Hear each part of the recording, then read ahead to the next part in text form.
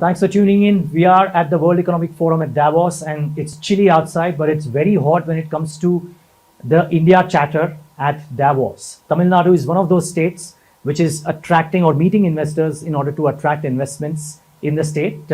And on the sidelines of the WEF, we have with us the Industries Minister of Tamil Nadu, Mr. Thangam Thennarasu. Thanks so much for talking to us today. It's my pleasure. So, how have the last 2 days been? Because whenever I walk around, people that I speak to, including the WEF officials, they talk about the chatter around India being the highest amongst all the other countries. Have you experienced that? Yeah, actually it has been happening in the sense that Tamil Nadu has really positioned itself very well this time in Davos. This is the second time we are coming to Davos. Last time we were able to meet many potential investors. We were able to make contacts with global giants. We were positioning ourselves. This time it is even more interesting, and the discussions we had with many companies this time is really fruitful so far. So India, as much I can say that Tamil Nadu is a part of India, and India as a whole, it's really a great event for the entire country. Yeah. So I was given to understand that you are not kind of signing MOUs per se, but I would love to understand what's the, how do I call it, the rate of success, if you will. So last year you met a few companies, they would have told you that they are interested, so on and so forth. You met some of those in a repeat engagement this time around as well. How many of those quote unquote fruitful conversations have actually translated into reality? The investments will actually take time. The investments will not happen overnight, as you know very sure. well. So these kind of engagements, these kind of discussions, conversations will eventually lead for investments. Tamil Nadu, as I have already told you, last year only we entered into the fray. This time we have positioned ourselves very well. Some of the discussions which we had already here have paved way for future investments in Tamil Nadu. This year also we are very hopeful that the discussions or the meetings what we will have today will eventually lead for grounding of more investments in Tamil Nadu in the months to come. Cross fingers for that. You are organizing a Global Investors Summit, if I'm not wrong, in 2024. True. Now, you're not first of the block, because I think Karnataka recently did it, Madhya Pradesh, if I'm not wrong, has done it, some other states have done it. So is this a bit of a late realization, or do you believe that the timing could be right? No, Tamil Nadu has already done it in the past also. It is not, the many states they are doing it. Tamil Nadu cannot be an exception, in fact. And we will also be doing it next year. And it is also pertinent to mention here, 1.5 years we have taken, the new government has taken charge in May 2021. And 1.5 years have gone. So within this short span of time, now we are in a position to attract investments to the tune of around 230,000 crores with an assured the employment opportunities of 3 lakhs employment opportunities for the people over there. So this is actually we are really doing very good. In the meantime, we are in the process of attracting investments in many areas. Electronics, EV manufacturing, automobiles, renewable energy, and in many other areas. We are now getting good investments in Tamil Nadu. There should be a good culmination for all these things, you know. So next year we are planning the Global Investors Meet in January 10th and 11th, 2024. Just before Davos next year. Yes, just before Davos next year.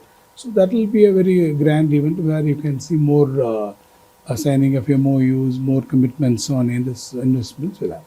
Okay, we wish you all the best for that at the onset. So, from my perspective, the beauty about what's happening in India in the last few months or last few years is that states are competing with each other for attracting investments, and therefore nobody's complacent.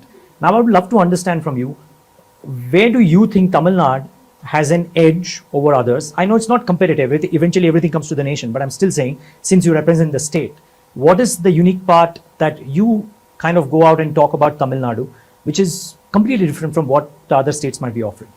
See, the Tamil Nadu has got inherent strengths in many areas.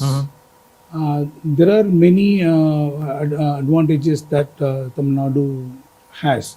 with respect to, when you make comparison with other states. One, the unique advantage of Tamil Nadu, I would say, it is the technical strengths. Tamil Nadu has got the highest enrollment ratios in higher education, is about 52%. And we have got the highest number of universities and engineering colleges. And the technical skill that we are now developing in Tamil Nadu is really a great strength. So this, I would, wherever we go, we will say this. Okay. Now, traditionally, Tamil Nadu has been the hub of automotive innovation, automotive manufacturing in the country. Long established dominance, around Chennai and other parts.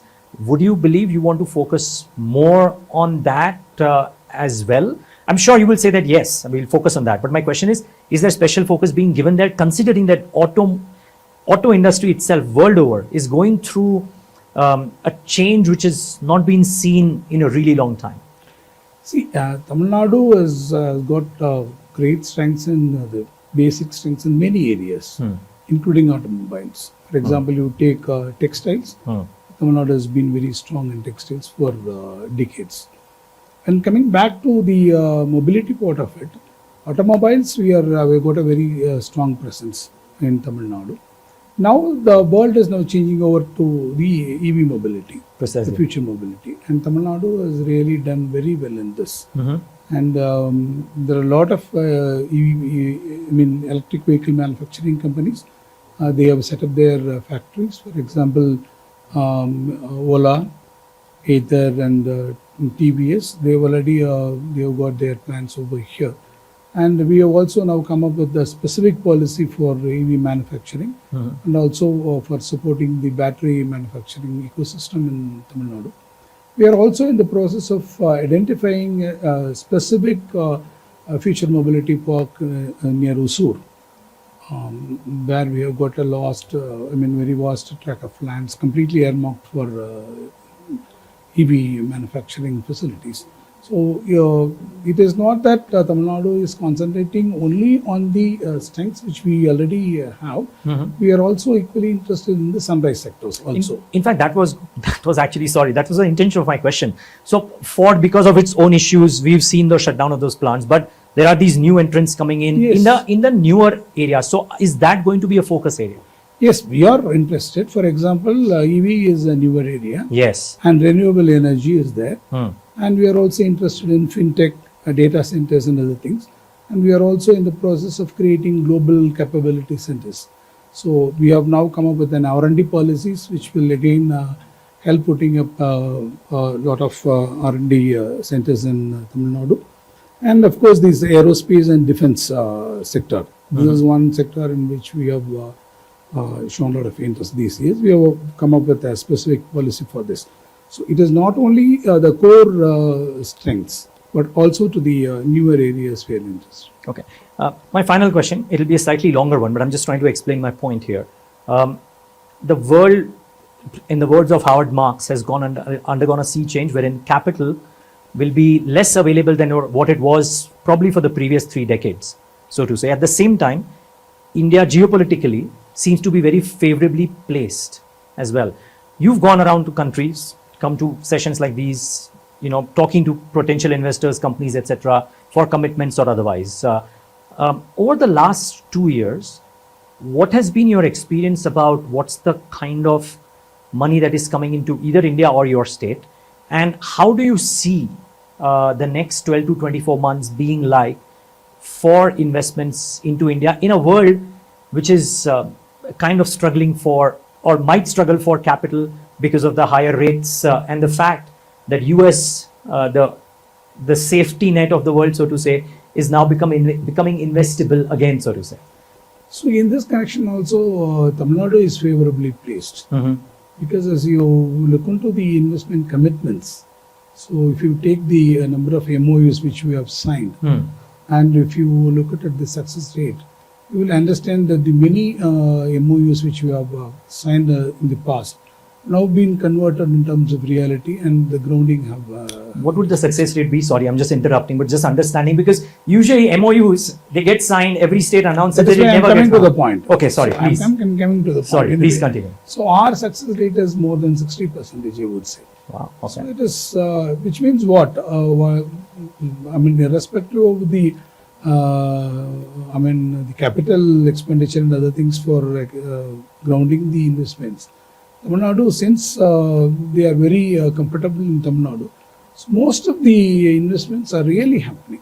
The grounding of the investments are happening in Tamil Nadu. Okay.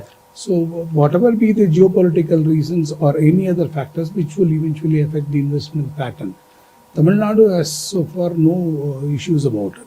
So whoever is coming to us, they are coming to us after long discussions, Sure. after ascertaining the advantages that they will have when they have their investments in Tamil Nadu, especially the political stability, the law and order situation.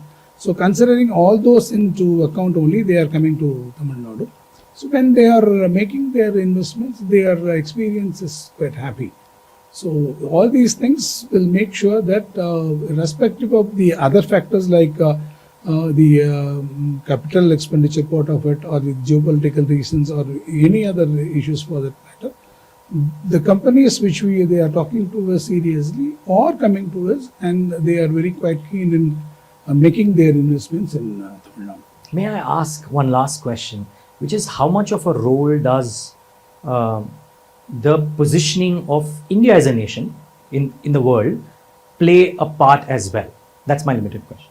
I come again. What I'm trying to say is that, so you are doing great as a state. The geopolitical positioning of India as a nation in the world currently, which seems to be very favorable, how much of a part does that play as well in getting these investments? When India gets,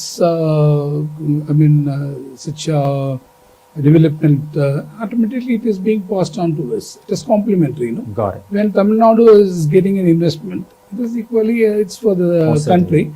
And if India receives something, that is again transferred to us. True. It is mutual, it is mutually complementary. Great. Well, I hope the 60% rate can become even more.